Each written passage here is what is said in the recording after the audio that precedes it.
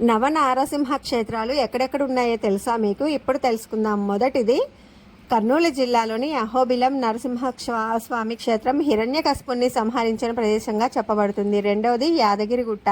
యాదవ మహర్షి తపస్సుకు మెచ్చి ఈ ప్రాంతంలో జ్వాలా నరసింహుడిగా వెలిసినట్టు స్థల పురాణం చెప్తుంది. మూడోది మంగళగిరి పానకాల లక్ష్మీ నరసింహస్వామి క్షేత్రం గుంటూరు జిల్లాలో ఉంది. నాలుగోది విశాఖపట్నంలోని సింహాచలంలో ఉన్న వరాహ లక్ష్మీ నరసింహస్వామి క్షేత్రం. ఇక్కడే స్వామి హిరణ్యకశిపుణ్ణి సంహరించారన్నది స్థల పురాణం. ఐదోది తెలంగాణలోని కరీంనగర్ సమీపంలోని ధర్మపురి నరసింహస్వామి క్షేత్రం. ఆరోది ఆంధ్రప్రదేశ్ రాష్ట్రంలోని ఎన్టీఆర్ జిల్లా వేదాద్రి నరసింహస్వామి క్షేత్రం. ఏడవది గోదావరి నది ఒడ్డున ఉన్న అంతర్వేది క్షేత్రం కోనసీమ జిల్లాలో ఉంది.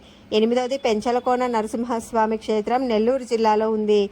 తొమ్మిదవది మాలకొండ శ్రీ మాల్యాద్రి లక్ష్మీ నరసింహస్వామి క్షేత్రం నెల్లూరు జిల్లాలో ఉంది. ఓం నమో నారాయణాయ.